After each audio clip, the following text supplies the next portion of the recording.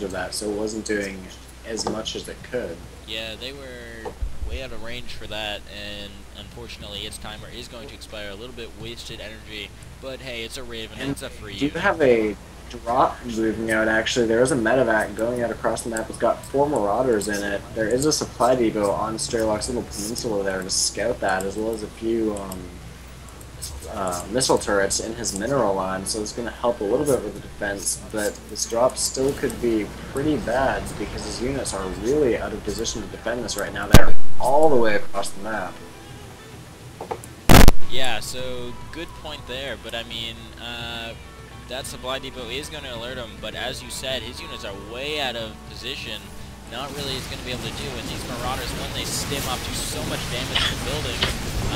Just got to take as much advantage as he can here. Got to be careful not to lose this dropship. Oh, but that Viking is going to be able to kill it without any trouble. Even trying to surround these units with his SCVs. Really well played there. He's going to kill all of them, and really not too much damage was done. Strelok actually did a really good job of holding that off, considering that he was not in what looked like an optimal position to defend that drop, but he did get out, barely losing any units there, so props to him for that. Yeah, so this is kind of an interesting play. I just want to point out he is throwing down a missile turret and a sensor tower on the 2 expansions near Select's base, so really interesting there. I like that play, as he now has full view of any drops that are going to be going down, and both of them are pretty easily defendable, especially with that missile turret to hold off any air attack. Yeah, meanwhile, Strelok, or Selector rather, also does have a sensor tower in the middle of that ball of units, so if Strelok tries to do any kind of drop or anything on that high ground, Select is going to know about it, and he is pushing out now, going to engage this army. Strelok does have a bit of a disadvantage just because his tanks were sieged up going into that, but Select did have a much larger army, so it's still hard to tell who's going to come out ahead, but I do think that Select is going to be in a good position after this. Able to shoot down most of these units, chase off the Raven. That one last siege tank is stuck there. That is going to get that siege tank does get dropped down, but he does take out 2 of those Vikings that were low on health.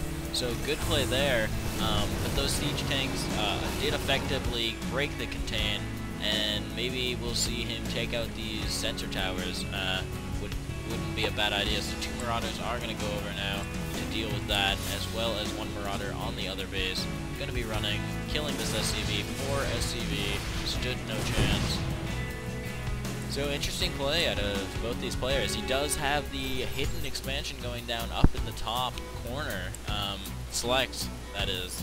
So that's going to give him a huge economic advantage, as he will be running off 3 bases instead of 2.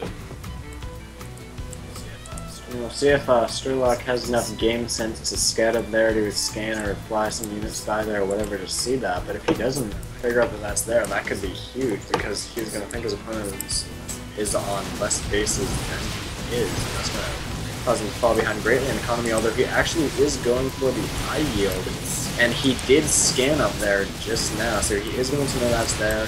He is going to get the high yield, and he is going to be able to stay economically ahead in this game for the time being. However, this high yield is going to be a bit harder to hold on to than the island expansion up in the top corner. Plus, it's just much later, so just came out a lot later than the other expansion.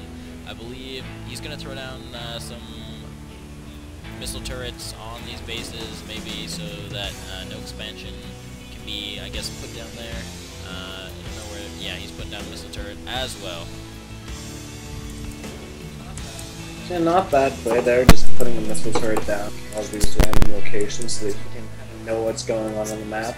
That's something you see a lot of players do, just various things. You'll see like a Zerglin standing on a random expansion, or maybe a pylon, or just something to let you know what's going on the map, something inexpensive to give you sight. Especially at the expansions. We do have a sizable Viking force actually in Strelok's base right now, just starting to move out. They are going to fly right past that missile turret. Those Banshees are going to find the missile turret and shoot it down, but one Banshee is going to be lost in the process. Oh, one Viking also is going to be lost as well, dealing with that missile turret.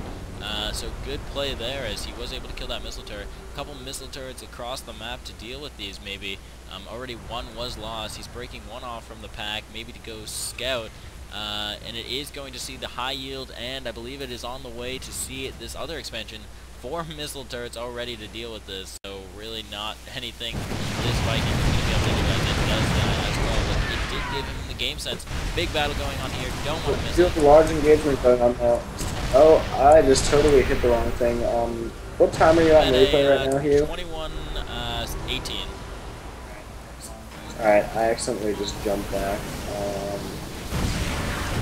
Oh no, so he lost all those Vikings there as a poor drop led to their doom on those siege tanks. Really good game sense there by Select as he knew those were going to drop on his army and try and destroy them from the close range.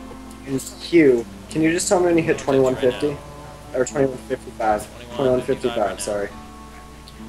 Alright, thank you. I accidentally jumped back to the beginning of the replay there while trying to select some units. No Not worries. bad. So, personally, I want to see more Ravens and some missile turrets, or auto turrets rather. We do have an armory going down for Select actually, so expect to see. Maybe he's just getting that for the upgrades, although he could be getting Thors. Actually, I think the upgrades are probably more likely because Thors I don't think would be too effective against this army. I don't see them being effective. I would like to see maybe some weapon research and armor research out of these engineering bay, just for this more heavy army in this, or maybe the weapons for the vehicles or something like that. But he's just running on no upgrades versus no upgrades for the other players, so getting those upgrades would put him at the edge. So we do have another command center going down for Strelok right in his expansion. Probably going to be lifting that off and bringing it to the island expansion, I would imagine. Especially because it does kind of have that area of the map controlled, so he would, for the most part, be able to see anything going in. That sensor tower put at the high yield will let him know if there's a drop going in. Yeah, so not at this point, really not too much going on. I just like to point out, with the sensor tower, a well-placed dropship could actually make it all the way around, basically, with no problems. Although these two here meet perfectly, so nothing can get through the middle here. No overlap there. So that, I don't know. I guess it's probably not going to have any point. He does kill his own missile turret there, as he does want to take the expansion. So interesting play there, as he has to kill his own units. So as I did say, he is getting the oh wow, upgrades. I just want to mention that if we look at the income tab right now, Select is actually almost double what Strelok is right now in terms of minerals. He is on 1, 2, 3, 4 base right now compared to Strelok's 3. I have such a hard time with these players' names because they're so similar, but I guess that one expansion is really doing a lot. I guess if we really look at it, it's 3 expansions versus 2 expansions. Oh, but I will come back because this is a big battle going down. These siege tanks are going to siege up and take out all of those siege tanks. So all those siege tanks are going to have to die, but unfortunately nothing can deal with these banshees at the moment. So he's just going to lose all these siege tanks, maybe try and siege up and do as much damage to.